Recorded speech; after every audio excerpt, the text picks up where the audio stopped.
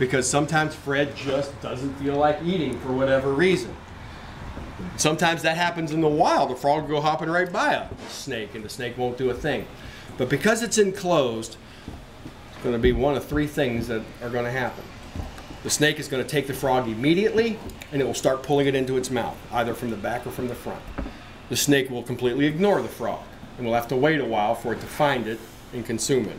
Or the third, and let's hope this possibility isn't the case, it'll never eat it. It'll sit in there for an hour and they'll just hop around on each other. We hope that doesn't happen because that makes the naturalist look really silly. Like I said, I've had past experiences with this, folks. Now remember, and this is kind of important too, especially for you younger folks, and maybe for you adults that are with the younger folks. This is graphic. This is a live frog. That's a live snake. The frog will be consumed while it's still alive. Now it's not going to chew up the frog.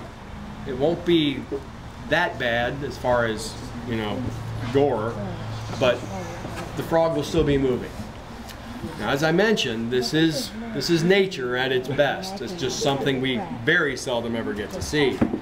But if you'd like to turn away, and if you don't want me to do it, I'll give you another opportunity to say so. And I'll find something else to talk about.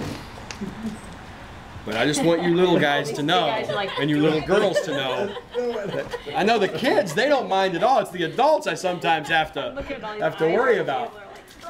Okay, I am going to count backwards from 3. I am going to go 3, 2, 1. I'm going to drop the frog. We're going to see what happens. I might have to shake the box a little bit to get some movement going. Like I said, might not work at all.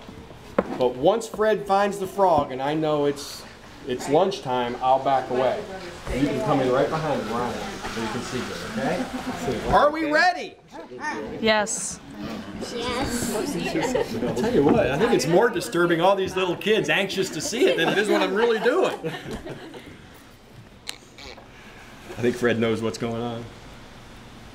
You hungry, Fred? Yeah. You know, there really isn't a cognitive thought process going on here. It's a reptile, but I like to think it loves me.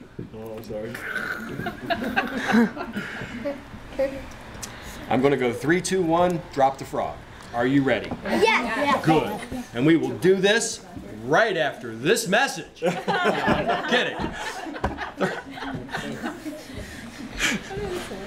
I don't have fun with my job at all.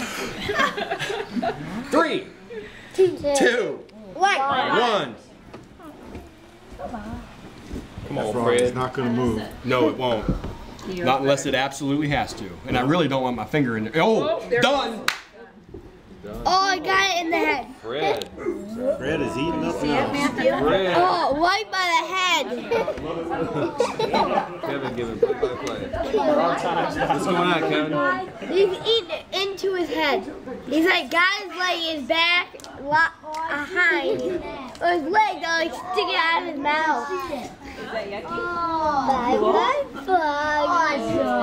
Fred was hungry. Wasn't he, Matthew? Oh, now it's like legs out going into his mouth. It's Look at it, Not to sound gross or anything, but occasionally the yeah. frog will still make noise. You can actually hear the frog from the Oh, he eats it. Pardon the pun. look at it's moving down. Right there. Is it true that snakes? Gone already? Yep. Gone. Wow, I should have gotten a bigger frog. Yes, ma'am. You had a question. It sounded like it was going to be good. I don't know. What's that? Do snakes really use their tongues too much? They do. They use their tongue as a sensory organ. You know, we think of senses as hearing, touch, smell, sight, taste. But snakes have most of those sensory organs at the end of their tongue.